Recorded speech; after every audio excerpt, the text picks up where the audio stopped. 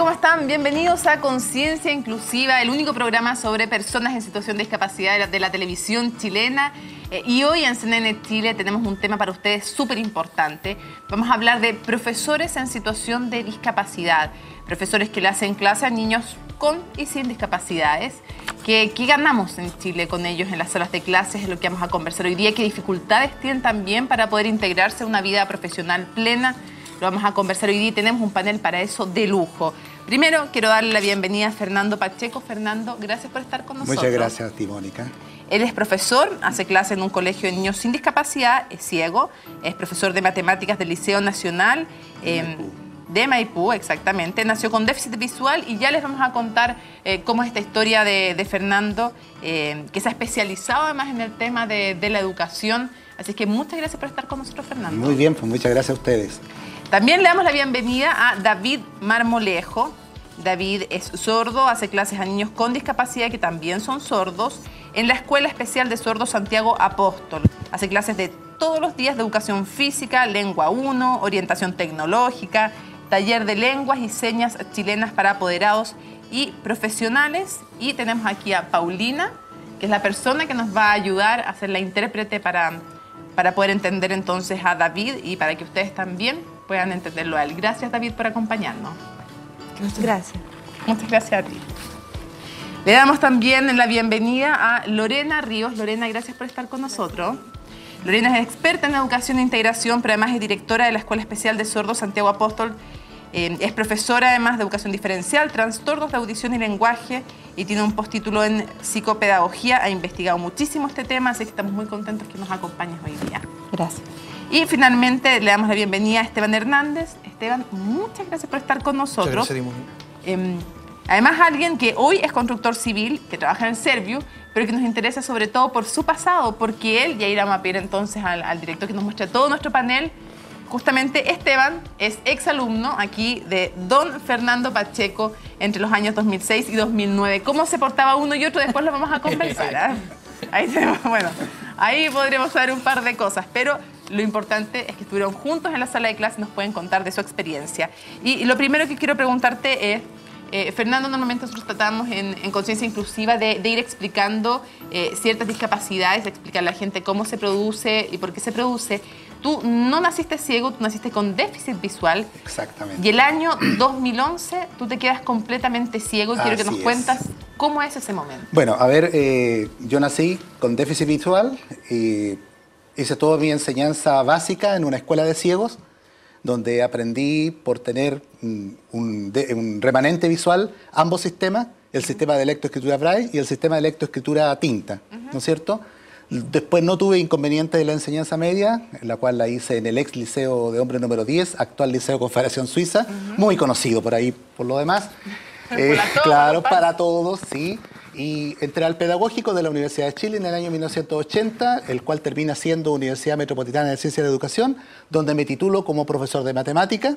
Posteriormente saco mi magíster en educación y empiezo a trabajar inmediatamente en el campo laboral normal, entre comillas. ¿Y qué pasa el año 2011? Un día del año 2011. Claro, lo que pasa es lo siguiente, mira, yo tuve muchos problemas, comencé con problemas en la universidad por mi déficit visual. Yo no veía ni la punta de la nariz al pizarrón, o sea, nada. Yo entré y dije, yo aquí fracasé, porque tenía un 15% de vista útil.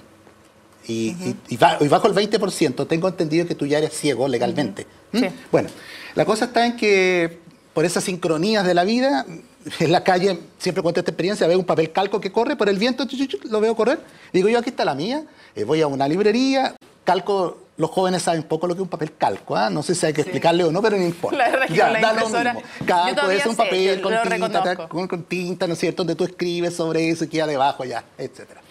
Y al día siguiente llego a la sala de clase, me consigo un grupo de compañeros y les digo, ¿saben? Yo tengo este problema, yo soy casi ciego, no veo el pizarrón, por lo tanto, ustedes me van a escribir la materia y me la van a ir entregando y yo inmediatamente la voy transcribiendo y cuento corto, así saqué mi carrera. Sin ningún problema, sin ninguna dificultad. Aprobé mis ramos, mis álgebras, mis cálculos, mi geometría y todas las cosas que uno... Y entré a trabajar inmediatamente. He trabajado solamente en 3 colegios, cosa que habla muy bien de mí. Quiero saber qué pasa ese día, porque después te quiero preguntar de nuevo sobre tu historia como profesor. Correcto. Pero y ¿qué lo que pasa ese día, ese día del 2011? 20 de agosto, sábado, creo, empiezo a trabajar en el pizarrón y me doy cuenta que el 2 que yo escribía se transforma en un 2 inmenso. Le miro la cara a las personas y las caras se empiezan a distorsionar. A mí todos los médicos me habían dicho que yo nunca iba a quedar ciego, total. La cosa está en que en 5 días, 5 o 10 días, perdí completamente la vista, con médicos, incluso una pila de tratamiento, no viene el caso a mencionarlo, y quedé ciego, simplemente, pero había que seguir, ¿no es cierto? Había que seguir laborando, había que seguir funcionando, y así es como después en el liceo, donde yo trabajo, que es el Liceo Nacional de Maipú, se me da a mí felizmente la buena oportunidad de ejercer como orientador, puesto que yo entre mis títulos profesionales también lo tengo. Y yo te voy a preguntar, no me cuentes todavía más porque quiero preguntarte después cómo empezó esa segunda etapa. Correcto. Ya sabemos la primera. Correcto. Le quiero preguntar ahora a David. David, cuéntanos un poco, tú naciste sordo, quedaste sordo, cuéntale a la gente porque es interesante también ir explicando cómo son estos procesos también en la vida. Y junto con eso quiero preguntarte también, ¿por qué quisiste ser profesor? Yo cuando nací oyente, igual que la mayoría de las personas. Después a los 4 años comencé con un resfriado muy fuerte. Mi mamá me observó y me llevó al doctor. El doctor dijo, no, él está resfriado, se le va a pasar y le doy estos remedios. Después de un tiempo mi mamá me vio y todavía estaba raro, yo no respondía a lo que mi mamá me llamaba. Mi mamá buscó un doctor especialista que pudiera verme y finalmente fuimos al hospital, al San Juan de Dios, y el doctor me examinó y encontró que mi tímpano, mi oído estaba roto y había tenido una meningitis. Entonces se rompió todo lo que yo tenía y mi audición se perdió. Bueno, al final quedé sordo a esa edad de niño. Mi mamá no tenía dinero y estuvo buscando un colegio de sordos hasta que encontró un colegio llamado La Purísima. Estudié ahí hasta quinto básico, y a ese momento quebró el colegio, se cerró y tuve que trasladarme a un colegio de oyentes. Pero el colegio de oyentes no habían profesores sordos, porque yo conocía el mundo sordo, estaba ambientado, y ahora ingresé a un colegio, un mundo de oyentes, y yo no me hallaba ahí. No había, yo traté y hablé con algunos profesores, pero no había experiencia de trabajar con personas sordas. Entonces me decían, cópiale a tus compañeros la materia. Entonces ya yo, como ignorante, copiaba solamente los cuadernos de mis compañeros y después en la casa mi familia intentaba y me ayudaba a hacer mis tareas y así. Después de un tiempo ya terminé mi enseñanza básica, el octavo. Fui el primer sordo que terminé sin haber repetido algún curso en este colegio, y mi mamá me trasladó a otro colegio en la enseñanza media, donde no había integración, nada, era un colegio regular. Entonces comencé y pensé, este es un mundo oyente, pensé yo, que estudiaban cosas tecnológicas y estaba en este colegio inserto. Una pregunta. ¿Cuánto de tu experiencia, cuánto de lo que tú viviste justamente en todo este proceso que tú me estás contando, crees que influyó en que tú dijeras, quiero ser profesor? Yo, con respecto a este mismo tema de la enseñanza media, los profesores me preguntaban, ¿tú qué es lo que te gustaría hacer? A mí me gusta ser deportista, es mi vida, hacer deporte. A veces puedo ayudar a mis compañeros si hacían mal las elongaciones o corrían y respiraban mal. Entonces, algunos profesores y compañeros me dijeron, ¿tú podrías estudiar en la universidad? No, yo dije, no, para mí va a ser muy difícil. No, sí, me decían, tú puedes ir a un colegio, como si tú estás en un colegio aquí normal como nosotros, ¿por qué no? Entonces pensé en eso y dije, ya al cabo de 2 años estuve pensando y les dije a mis papás, necesitaba su apoyo. Entonces mi familia me apoyó, entonces yo pude entrar a la universidad. Mi familia pensaban que esto era muy importante y eso fue vital para mí, y en la universidad también fue como un retroceso, igual como cuando entré al colegio de oyentes y comenzar todo de nuevo. Esto es importante para poder aprender técnicas de estudio, porque yo nunca estuve en un colegio con integración, no tenía intérprete, entonces yo tenía que adecuarme y buscar mis técnicas para poder estudiar y desarrollarme en mis estudios, aprender, comprender todo lo que era el tema de la universidad. Entiendo. Quiero preguntarle a Lorena. Lorena, ¿qué aporta un profesor con discapacidad? ¿Es lo mismo que un profesor sin discapacidad? ¿Tienen algunas cualidades especiales? Cuando conversamos aquí en Conciencia Inclusiva sobre deporte, sobre arte, vemos que es cierto, en este entorno en el que vivimos hay canchas que no son parejas y que los hacen sentirse las personas en situación de discapacidad, pero incluso en ese entorno hay veces que la discapacidad permite una ventaja incluso respecto de otros. Por eso te pregunto, exacto, ¿qué aporta un profesor con discapacidad? A ver, en este caso, en una escuela de sordos, donde todos nuestros niños son sordos, lo más importante y lo que más aportan las personas sordas es precisamente su lengua materna, su lengua natural, que es la lengua de señas, es la lengua mediante la cual los niños van a poder acceder al conocimiento, al pensamiento, al lenguaje, y por el otro lado aportan algo que es fundamental para nosotros, que es la cultura de las personas sordas. Las personas sordas se constituyen en comunidades, y esas comunidades se caracterizan porque tienen una cultura en particular. Y esa cultura la entregan solamente las personas sordas, porque son ellos las que la viven. Por lo tanto, son ellos los que la tienen que entregar a los demás sordos. Y cuando enseñan en un colegio donde hay alumnos con y sin discapacidad, ¿cuál es el aporte cuando están frente a alumnos que no tienen ningún tipo de situación de discapacidad? Mirar la inclusión, mirar en que todos somos distintos y respetar al otro, como dice Humberto Maturana, como legítimo otro. Y aprender a mirar al otro no como un discapacitado, sino como una persona que tiene desafíos ante la vida distintos a los nuestros. Y no por eso va a ser una persona discapacitada, sino que es una persona distinta. Y eso solo se aprende cuando yo interactúo con otra persona distinta. Antes quiero preguntar una cosita a Esteban. Esteban, quiero saber cómo era como profesor Fernando.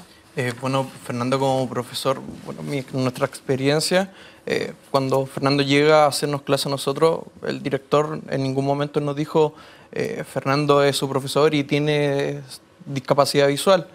Por el contrario, el director lo presenta como nuestro profesor de matemáticas, y si bien es cierto, con el pasar de las clases nosotros nos íbamos dando cuenta que nuestro profesor tenía capacidades distintas, pero el profesor Fernando se va ganando el respeto y la admiración de nosotros por su trabajo, no por el hecho de tener capacidades distintas a las nuestras. Y hay cosas que uno cotidianamente le llaman la atención. ¿Cómo hacía, ponte tú, cómo veías tú que hacía para corregir pruebas o para que ustedes no copiaran, por ejemplo, una prueba? Porque hay cosas que son sutiles, entre ver un torpeo o no verlo. O sea. Yo creo que lo importante en todo esto ¿Qué pasó en el curso? Es el respeto. Bueno, por supuesto que para nosotros igual fue un poco impactante cuando tener un profesor que, si bien es cierto, Fernando en ese tiempo no era ciego totalmente, si bien nosotros teníamos en conocimiento de que solamente tenía un 15% de su visión, el respeto hacia el profesor que estaba delante siempre fue fundamental. O sea, sí, como dices tú, claro, estaba la tentación de que, bueno, copiemos, no, pero estaba el respeto. De hecho, pasó algo muy curioso, que el profesor una vez nos tomó una prueba y dijeron, bueno, ¿por qué están tan buenos resultados? ¿Qué está pasando aquí? Y ahí dirección, bueno, te vamos a mandar un apoyo para ver qué está pasando. Pensando que podían haber copiado. Claro, pensando que pudimos haber copiado. Porque como él tenía discapacidad visual, podía ser más fácil para ustedes copiar. Por un alumno puntual. Ya. Y va este apoyo, y bueno, justamente las notas siguen siendo buenas.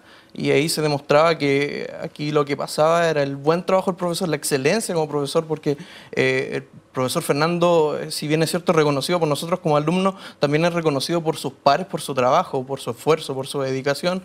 Y ahí es cuando queda comprobado, bueno, aquí hay un tema de respeto y más una excelencia como educador. Te invito a ti y a todos los que están en sus casas a que veamos, a que escuchemos un video en que Fernando está justamente en acción.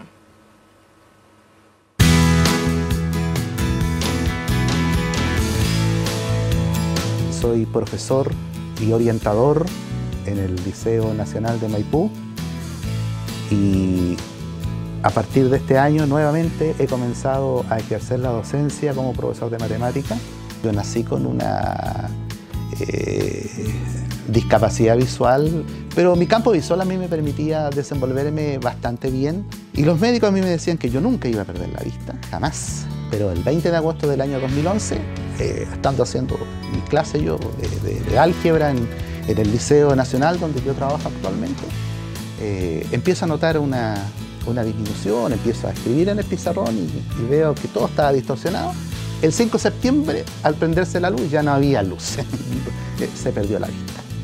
Y ahí yo me acordé que yo estudié en una escuela de ciegos y el sistema Braille se desempolva lo poco y nada que tenía y me di cuenta que eso ya para mí era una fortaleza, no estaba incomunicado. Estoy con Fernanda del mayúscula CNN.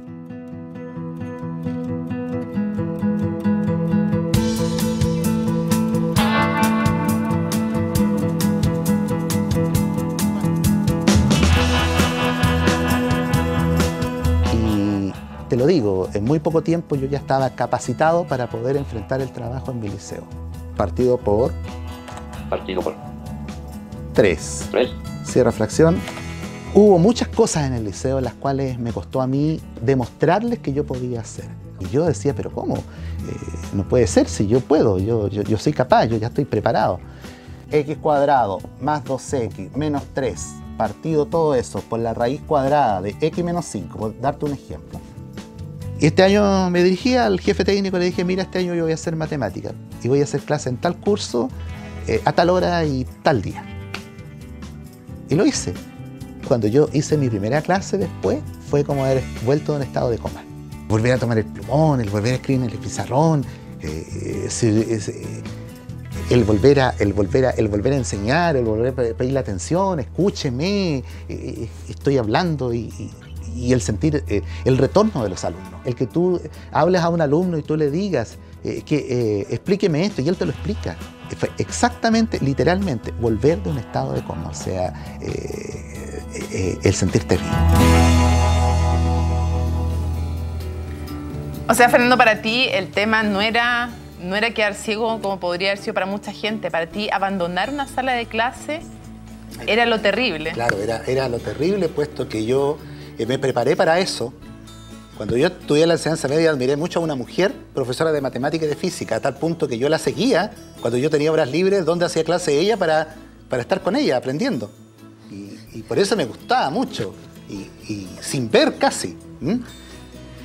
Por lo tanto, para mí, claro que era importante volver a la sala de clase, era importante estar con los alumnos, tener el contacto con ellos, enseñarles, corregirlos. Y en eso te ayudó ese programa computacional que es bien caro, no es tan fácil acceder a él, y entiendo que a través de tu esposa un alumno te contó de este sistema. Lo que pasa es lo siguiente, mira, ese es el programa JOS que se llama, que es un programa parlante. Sucede que cuando yo quedo ciego, la primera desesperación, ¿cómo voy a volver a usar el computador? ¡Qué terrible! O sea, mira las cosas, está todo... bueno, fuera a llorar como judío, todas esas cosas normales que a ti te pasan.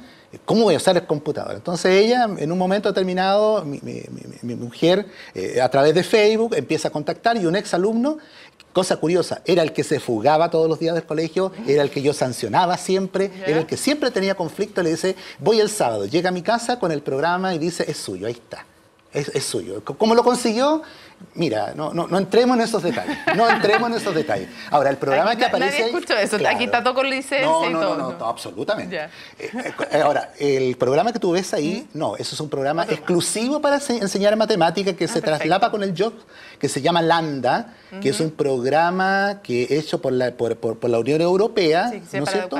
Y es para enseñar matemática y para interactuar. Yo como ciego y la persona que ve. ¿Ya? Perfecto. Pero el alma y motor, y en esto yo quiero por favor insistir, es el sistema Braille. Yo soy braillista, absolutamente braillista. Si no hay sistema Braille, no hay buen aprendizaje, no hay buena enseñanza y pucha, realmente ahí está un tema que yo quiero después que toquemos. Cuando tú escribes, yo veía que escribías en esa pizarra exactamente lo que tú estabas diciendo, Sí, porque tú sí, tienes sí. esta raíz en el fondo de haber visto antes. Pero ¿alguna vez tienes temor de equivocarte en una suma, en algo que estás enseñando? ¿Tú les pides ayuda a tus alumnos? Sí, ¿Cómo claro, lo haces? claro, ningún problema. Fíjate qué pasa de repente. A ver, primero, ¿la pizarra está borrada o no está borrada? Sí, está borrada. ¿El pizarrón escribe o no escribe? Sí, sí está escribiendo. Esas son las primeras preguntas que yo hago, ¿no es cierto? Segundo, me perdí. Me perdí, yo estaba escribiendo, pero me perdí. Bueno, viene un chico adelante y él o me toma la mano y me la vuelve a ubicar donde estaba, o él sigue escribiendo. A veces no es bueno que uno escriba, fíjate, porque de repente la audiencia se fija más como escribo a lo que estoy enseñando. Eso lo aprendí de un profesor de matemáticas ciego argentino, lo aprendí yo. ¿Y hay una cooperación ahí con los alumnos te ayudan Sí, también? Sí, ayudan mucho. Mira, si hay seres humanos que están atendiendo a la diversidad y respetando la diversidad, son los jóvenes. Estoy hablando de los jóvenes en general, en la calle, en la escuela, en cualquier parte, uno sabe que siempre hay un joven o un niño que a uno lo va a ayudar y va a estar con uno. David, me gustaría que nos trataras de explicar cómo se le enseña a leer, cómo se le enseña también a escribir, en general historia o todos los ramos, a una persona que no oye y una persona que no puede hablar. Hay muchas personas que nos dicen cómo hacen eso, cómo les enseñan a personas que no es que hayan quedado sordas o mudas, sino que nunca han tenido esa posibilidad. ¿Cómo les enseñas tú? Bueno, desde hace mucho, yo cuando estudié en el Colegio La Purísima, las monjas nos enseñaban a nosotros como profesores. A mí me gustaba aprender a leer y eran muy oralistas, entonces siempre nos sentaban junto a un diccionario al lado de nuestra mesa, para que cuando la profesora estuviera copiando en la pizarra y ya hubiésemos copiado todo, teníamos que empezar a modular, a gesticular bastante, todo lo que salía en la pizarra, leerlo. Cuando finalizábamos con todo eso y encontrábamos palabras que no encontrábamos, que no sabíamos lo que era, buscábamos en el diccionario. Entonces, todos fuimos aprendiendo mucho vocabulario gracias a esta educación que nos instaban a ver en el diccionario. Si no hubiese habido un diccionario, teníamos que hacer copias. Entonces ya el escuchar para todos era con un audífono. Si es que alguno no tenía audífono, tenía que escribir. ¿Y tú, cómo le enseñas tú hoy día a un niño sordo y mudo? ¿Cómo le enseñas? Yo uso las señas, la lengua de señas, porque es una gran herramienta para ellos, para que puedan comprender y desarrollarse con la lengua de señas. Porque hay algunos que saben pocas señas, entonces yo mis señas se las entrego a él como una herramienta, porque él es mi hermano, él necesita aprender más y yo se lo puedo dar. Entonces, todas las personas sordas adultas que ven a un niño sordo le entregan su lengua de señas. Esto es lo más importante, porque es importante para comunicarnos, para poder contar chistes, por ejemplo, para contar historias sobre las noticias. La lengua de señas es como lo más importante, una técnica, una herramienta muy importante. ¿Cuánto se demora un niño que no oye en aprender a leer? Uy, hay niños que depende del nivel intelectual que tengan. Por ejemplo, hay un niño, su nivel intelectual es muy bajo, va a ser muy lento, se demora en comprender las señas y también a leer. Si un niño tiene un desarrollo intelectual rápido, se va a desarrollar más rápido que este otro niño. El niño que va más lento, le gusta aprender solo señas. Entonces, yo puedo ocupar las señas que él tiene. Te quiero preguntar, Lorena, antes de irnos a la pausa, ¿qué adecuaciones hay que hacer para los profesores en situación de discapacidad? Hay que conversar con el director, con los compañeros, con los alumnos. ¿Qué adecuaciones hay que hacer? Porque Chile suscribió una convención internacional que protege a las personas en situación de discapacidad de que no se les respeten sus derechos. Y entonces, cuando alguien tiene una situación de discapacidad, debiera emparejarse la cancha para que pueda desempeñarse, por ejemplo, en el trabajo. ¿Qué adecuaciones son importantes de hacer? A ver, las adecuaciones van a depender precisamente de el desafío que nos plantea esa persona. En el caso de las personas sordas es que en el lugar de trabajo en una escuela tiene que mantenerse un intérprete fluente en lengua de señas para poder comunicarse. En el caso de una persona ciega, probablemente que tenga un bastón, que tenga algunas señaléticas en la escuela, texturas distintas. En el caso de una persona en silla de ruedas, que hayan ramplas, que hayan ascensores. En el fondo, la comunidad debe adecuar su estructura, su infraestructura para las características de esta persona. Y lo otro súper importante es que la comunidad también sepa que esta persona tiene características especiales. O sea, si yo me planteo con una persona que es ciega, obviamente tengo que relacionarme con él de una forma distinta, tendré que hacer para llamarle la atención, ponerme de alguna forma distinta. A lo mejor ellos se asustan si uno los toca por detrás porque no nos ven. Todo eso tenemos que enseñarlo en el colegio. Si es una persona sorda, tendremos que enseñar a la comunidad señas básicas en principio, pero luego si está en esa comunidad, tendría que ser toda la escuela que maneja la lengua de señas para que él se sienta efectivamente incluido, porque tampoco la gracia es que esa persona sorda vaya siempre con un intérprete. O sea, inclusión es que todos hagamos un esfuerzo, no solamente la persona discapacitada, sino que todos. Eso es incluir. Quería hacerte un pequeño alcance. No existen los sordos mudos, existen los sordos. Cierto. Está mejor dicho. Por eso dije, traté de decir, tal vez lo hablé muy rápido, dije sordos y mudos. Lo que pasa es que eso es algo que ha venido con el tiempo y es algo que estamos tratando de cambiar hace muchos años. Entonces, sí, traté de que se escuchara bien sordos y mudos, pero probablemente se escuchó sordos mudos, pero sí. Lo sé y entiendo que un niño, si no puede hablar, es porque no se puede escuchar, no porque no tenga la capacidad de hablar. La imposibilidad de escucharse y repetir sus propios sonidos es lo que le impide aprender a hablar o que le dificulta. Vamos a hacer una pausa en Conciencia Inclusiva y al regreso vamos a conversar también de estas historias y de otras historias más de profesores en situación de discapacidad, cómo se enriquece la sala de clases con ellos dentro.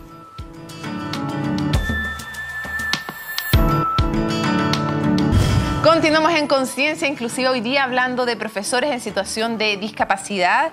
Y quiero preguntarle a Esteban, si ustedes se acaban de incorporar al programa, tal vez no saben, pero a ver si podemos mostrar con un plano general. Esteban, que está aquí a mi derecha, fue alumno justamente de Fernando, que es un profesor que ahora, desde el 2011, no ve y que antes tenía solamente déficit visual. Pero quiero saber, ¿qué dirías tú que te aportó este profesor que era diferente probablemente a los otros profesores que tú habías tenido?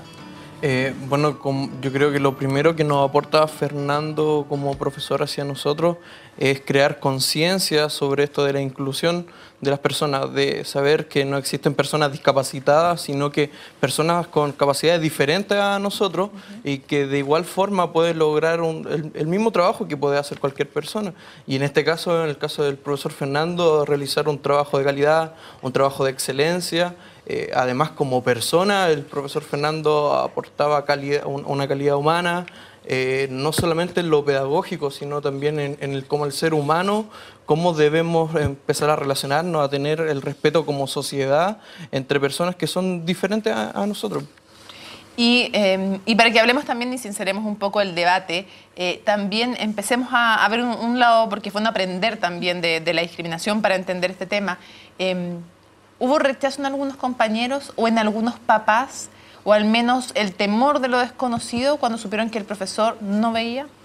Yo creo que hubo temor en lo desconocido, que el profesor, saber que su capacidad visual era limitada, existía el temor, bueno, ¿qué calidad de profesor tenemos? En el colegio que nosotros estudiamos, el Liceo Nacional de Maipú, apunta a un colegio de excelencia, de lograr buenos resultados, entonces estaba como esa presión de saber, bueno, ¿qué profesor nos están poniendo por delante? ¿Nos va a enseñar bien o no? ¿Nos va a enseñar bien o no? ¿Cuáles van a ser los resultados que vamos a tener? Entonces existía como ese temor de parte de nosotros como alumnos, no tanto así de los apoderados, pero sí de nosotros como alumnos, de saber qué es lo que nos iba a aportar el profesor en lo que respecta a la enseñanza.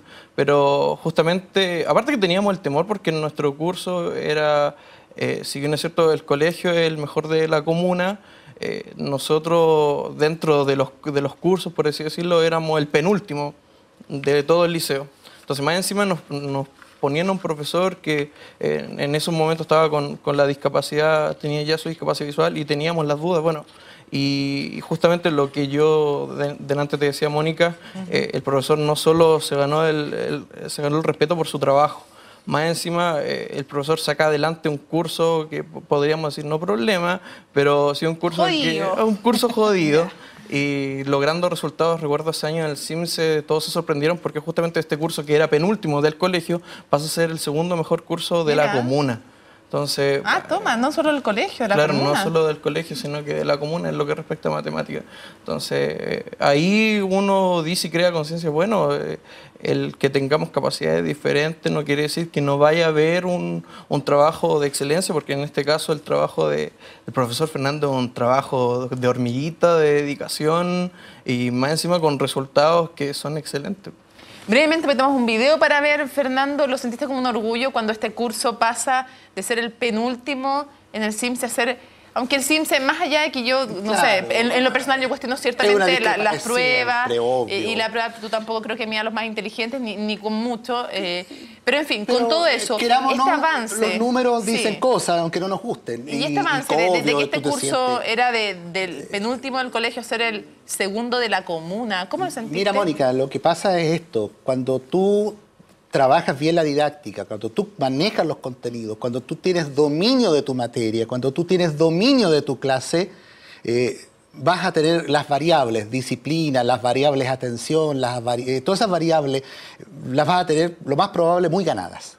Y con este curso y con los cursos que yo he atendido, me ha tocado esa buena suerte. Pues siempre me ha tocado trabajar con cursos con los cuales hemos salido adelante, pero es mérito de ellos. A ver, y es mérito de ellos, pero también mérito tuyo. Yo quiero saber si de repente, ¿has pensado de repente si es que incluso tu situación de discapacidad, como tú la has afrontado, viene a ser incluso un plus? ¿Te han visto como un profe choro, más choro incluso? Mira, en comillas, el profe...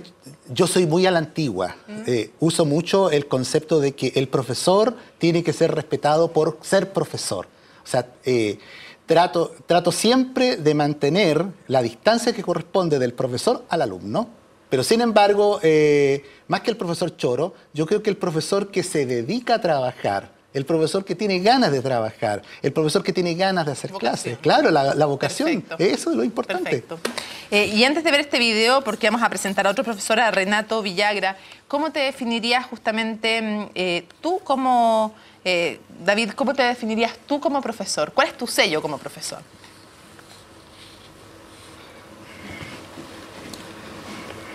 Yo creo que lo importante y de trabajar en una escuela de sordos es buscar algo que me incluya y que me vean como un profesor sordo. Necesito ser un modelo para mis alumnos sordos, porque si, por ejemplo, yo pienso que no hay un profesor sordo, ¿cuál va a ser el camino que van a tener estos niños? Yo estudié no pensando porque me voy a creer el cuento de que soy un mejor profesor, sino porque yo sé que todos estos niños sordos necesitan a un ejemplo, un modelo de persona, de un profesor sordo, y también que tenga una buena virtud, que pueda mostrarles respeto, ayuda a ellos, orientarlos, todo eso. Por ejemplo, el mes pasado yo le estuve hablando a los niños para que aprendan a defenderse. También si ellos ven al profesor sordo que está haciendo estas cosas, ellos también van a copiar eso y se van a sentir como seguros de defender lo que necesitan para ellos y saber qué puedan hacer para su futuro. Quizás ellos también quieran ser profesores o otros profesionales. Perfecto. Los quiero invitar ahora entonces a conocer a un profesor más, un profesor también especial. El testimonio es de Renato Villagra y también de sus alumnos. Él tampoco ve con los ojos, probablemente ve harto más con el corazón que muchos de nosotros, y es profesor del Colegio José Abelardo Núñez. Veamos.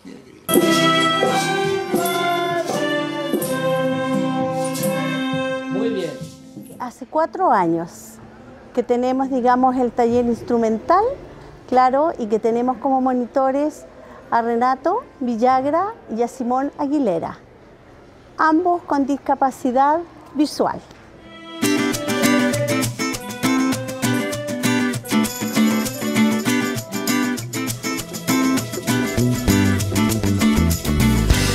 La verdad es que ha sido bonito. Ha sido porque en realidad es súper raro que una persona que no ve le enseñe a alguien que ve, que tiene todos sus sentidos, que tiene todo bien. Y la verdad es que súper conforme porque los niños se sienten contentos, están seguros de que una persona les está enseñando bien. La parte que él más se dedica específicamente, a pesar de todos los instrumentos que él domina, es a la parte de violín. Los niños que están tocando violín es porque Renato les ha enseñado.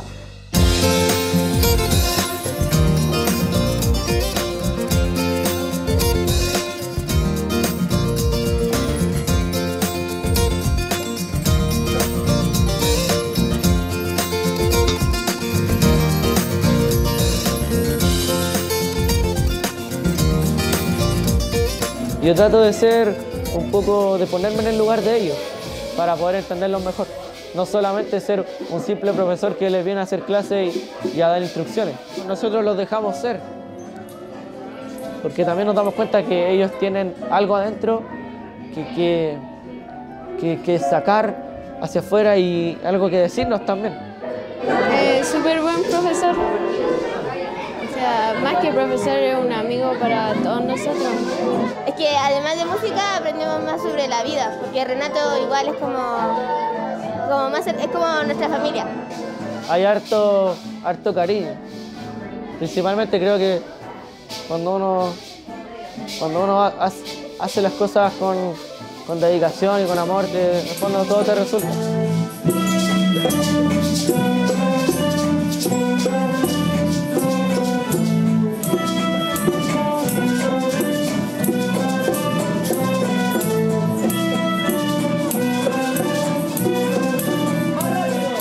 Yo creo que el secreto que ellos inspiran es justamente, digamos, el talento que ellos tienen, digamos, en la música.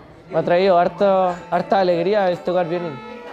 Las presentaciones, escuchar al público que te aplaude, significa mucho los aplausos para un músico porque significa que lo hiciste bien, que lo lograste, que fuiste capaz de poder transmitirle algo, y estoy contento y agradecido por las cosas que se me han dado, por las oportunidades que he tenido. Ahora estoy trabajando acá y nada, estoy súper contento, estoy yendo de a poco, disfrutando lo que tengo y pronto llegarán más cosas.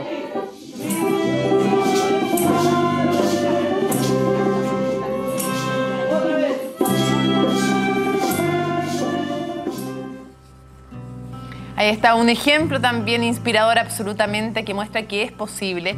Y por eso quiero preguntarles a los dos, pero primero a David. David, ¿cuáles han sido los principales obstáculos, probablemente no donde trabajas, pero sí en otros lugares o en la sociedad, para que un profesor en situación de discapacidad pueda desempeñarse? ¿Es la familia que se asombra cuando uno dice quiero ser profesor? ¿Son los alumnos, los papás? ¿Dónde están las barreras? Bueno, primero, la verdad, cuando yo estudié mi primera carrera, comencé a trabajar en la Escuela Santiago Apóstol, en el mismo lugar donde estoy ahora, pero ellos me vieron que yo era un buen trabajador, pero mi técnico en deporte no me servía para desempeñarme bien. Entonces el director me pidió que estudiara pedagogía.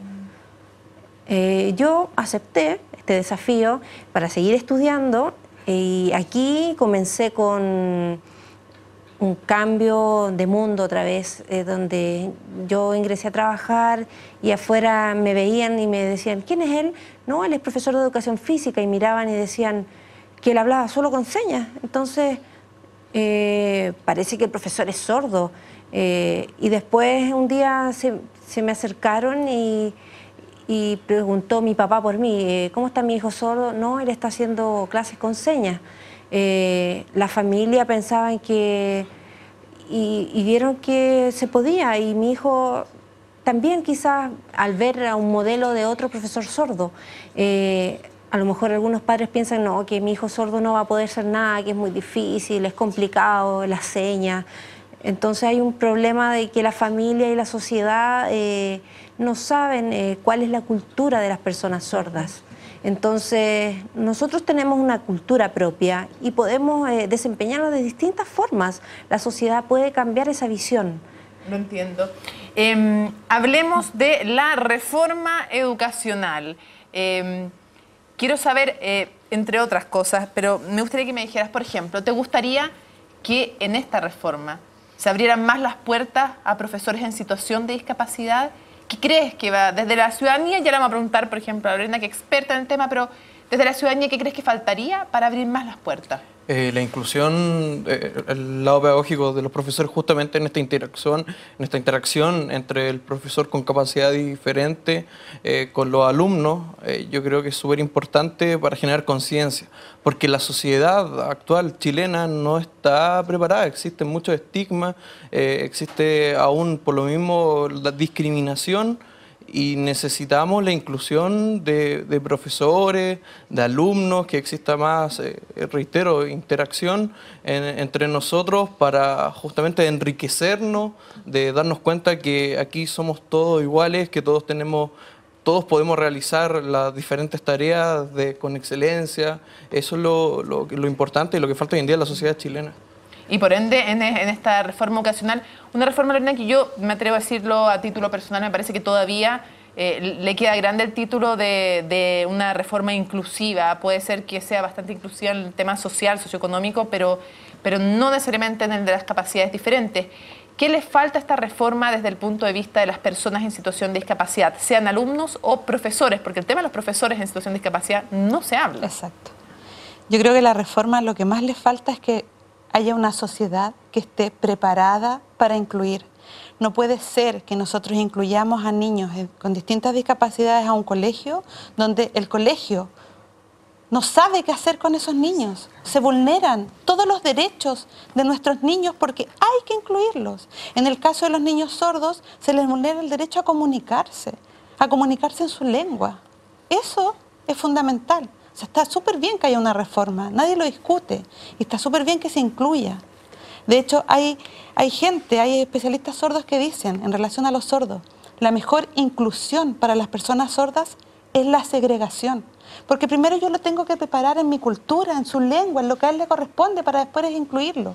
Pero y a con la la vez, libertad de que los padres escojan también dónde, que es una libertad que hoy día no existe. Absolutamente. Pero a la vez, mientras yo hago esto con este niño, mientras yo lo preparo, también preparo una sociedad.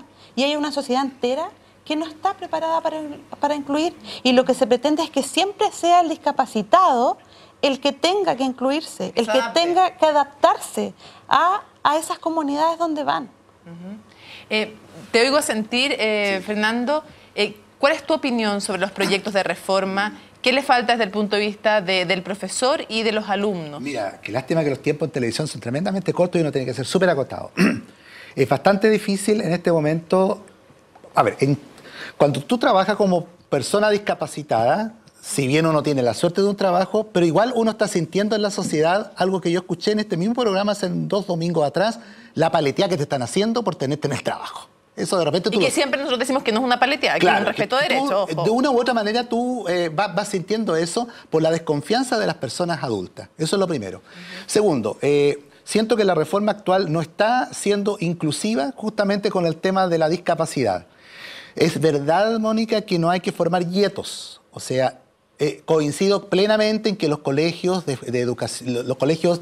diferenciales, llamémoslo así, debieran tender a no a desaparecer, sino que a disminuir para abrirse, para incluir al alumno. Pero cuando tú incluyes al alumno en una escuela, y ahí coincido plenamente con Lorena, ese alumno llega a una sala de clase, la persona sorda, la persona ciega, el niño, y para el profesor 1 es como 45. 1, porque él dice, me traen una persona a la cual yo no sé trabajar. Entonces, de ahí que yo como profesor, por ejemplo, siento que una de las cosas fundamentales que va a tener que ir a la Ley de Educación Superior es la formación académica de los profesores de educación diferencial. En Chile existe una sola universidad que tiene diferentes especialidades, que es la Metropolitana, la Universidad Metropolitana. Una sola, discapacidad visual, discapacidad auditiva, etcétera, etcétera, etcétera. Las otras hablan de formadores de profesores de educación diferencial. Perdón, Fernando, pero no debieran todos los profesores, un profesor de matemática, un profesor de educación física, tener dentro de su malla curricular cómo interactuar con alumnos en situación de discapacidad? Allá voy. Voy a ponerte un ejemplo bien simple, ya que habemos 3 personas aquí. Estoy yo, profesor, estoy yo ciego, tú, profesora diferencial, y Esteban, mi profesor de matemática. Voy a dar vuelta al esquema ahora. Para Esteban es tremendo, porque él dice, ¿cómo le enseño a este cabro? ¿Cómo le enseño a este chiquillo? Y tú que eres la profesora de educación diferencial, no estás, tú manejas el sistema Braille, pero no estás manejando a lo mejor la simbología matemática unificada, y no tienes por qué saber matemática, pero sí tienes que entender, ¿no es cierto?, cuál va a ser el puente de transmisión entre él y yo. Por lo tanto, tu preparación académica tenemos que llevarla a eso, a que tú seas capaz de ser un buen puente para que el alumno que está en la sala de clase pueda decir, pucha, yo en este momento me siento incluido, yo en este momento me siento integrado. Cuando el profesor de matemática me esté diciendo, yo a ti te voy a evaluar con una evaluación diferencial, que es muy mal entendida, porque evaluar diferencial aquí en Chile es regalarle las cosas a la gente. Y no, la evaluación diferencial es otra cosa, es adaptar. Y eso ya es una cátedra de evaluación que no corresponde al momento. Entonces es complicado en ese sentido, pero hay que trabajar, hay que ser equipos. Yo creo que nosotros no podemos ser personas aisladas. Yo siento que los profesores de educación diferencial y los profesores que voluntariamente, sobre todo los profesores de educación general básica, que quieran aprender, que quieran subirse a este carro, lo tienen que hacer porque en sus salas de clase le van a llegar estudiantes, tarde o temprano. Quiero preguntarte, David, ¿cómo fueron tus profesores? ¿Tú tuviste algún profesor con situación de discapacidad? ¿Y cuánto te marcaron a ti los profesores que tuviste? ¿Cómo te hubiera gustado, cómo hubiera sido un profesor ideal para ti que tal vez no tuviste?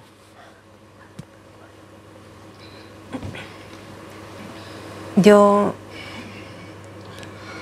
antes, por ejemplo, en mi vida, siempre me sentí solo.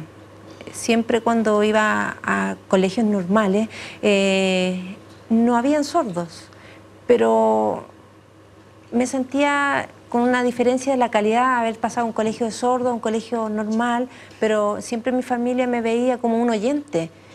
Pero sabían que yo era sordo, pero me veían como un oyente.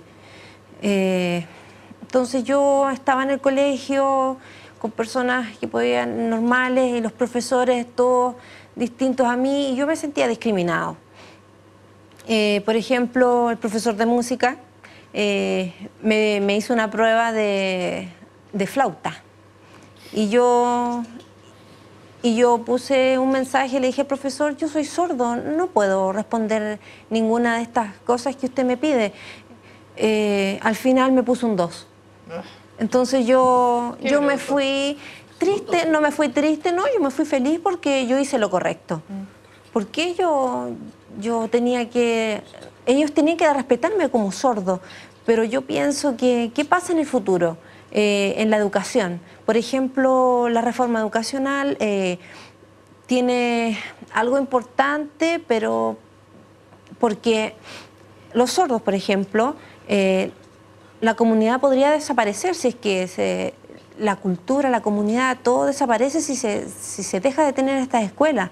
Esto es como mi vida. Entonces, yo lo que pienso es que las personas sordas debieran ser respetadas en su cultura, porque ahí es donde nacen las primeras lenguas de señas de las personas sordas, en la familia. No podemos dejar eso de lado y transformar la educación y hacerla de otro modo. Lo entiendo. Nos queda súper poquito tiempo y quiero cerrar con una pregunta especial para cada uno, porque podríamos debatir toda la tarde sobre la reforma, pero muy cortito, Fernando. ¿Cuál es tu principal sueño? Mi principal sueño es preparar profesores, tanto de educación diferencial como los que se quieran subir al barco, en un perfeccionamiento para que ellos sean un buen puente entre el profesor de matemática y el estudiante ciego. Ese es mi principal sueño. Y perdón, Mónica, una cosa bien importante. Una experiencia chiquitita. Cuando yo quedé ciego, necesitaba reaprender computación. Intenté que me lo enseñara un profesor vidente que manejaba el JOS.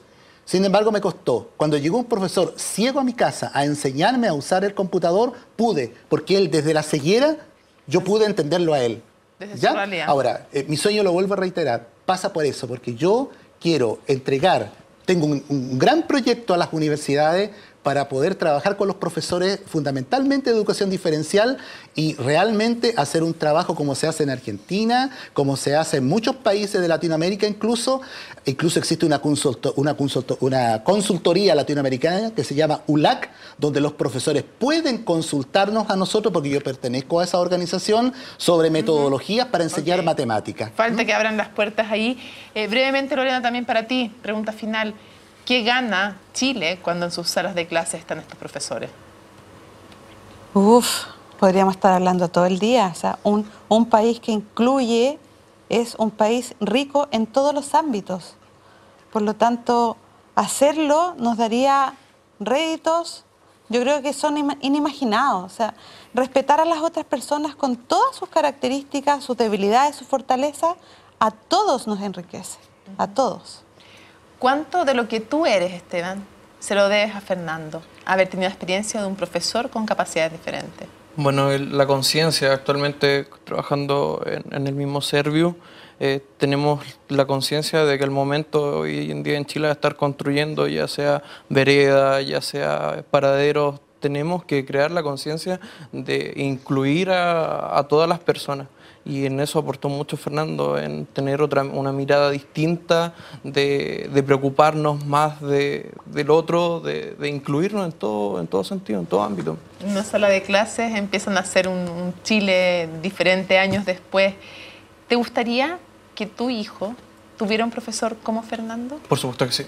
Por supuesto que sí, estaría súper orgulloso para que él pudiese tomar conciencia, porque yo creo que uno toma conciencia desde el momento que uno lo vive, lo pone en práctica, y ese es el momento donde nosotros empezamos ya a concientizarnos de ponernos en el lugar del otro, y me encantaría que así fuese. Creo en un Chile más justo, en un Chile más inclusivo. Va a ser papá. ¿Vas a ser papá pronto? Voy a ser papá pronto, mi hija. ¿Cuánto falta? Un poquito más de 10 días. Ah, no falta nada. ¿Y esa hija cómo se llama? Magdalena. O sea, ¿te gustaría que Magdalena tuviera un profesor como Fernando? Sí, me encantaría y desearía que Magdalena tuviese un profesor como Fernando. Esteban, Lorena, David, Fernando, muchísimas gracias a todos por habernos gracias. acompañado en Conciencia Inclusiva. Aquí tuvimos el ejemplo de un alumno, de un profesor con capacidades diferentes, un alumno que aprendió en la sala de clases y después cuando trabaja aplica esos principios de inclusión en su vida diaria. En una sala de clases entonces, sin saberlo, se empezó a gestar, por ejemplo, una vereda que tuviera un rebaje necesario para el futuro, para una persona en situación de discapacidad o una señalética especial. Así se debiera construir Chile, desde las salas de clases, empezar a forjarse un país más inclusivo. Muchas gracias por habernos acompañado y nos vemos la próxima semana. Chao.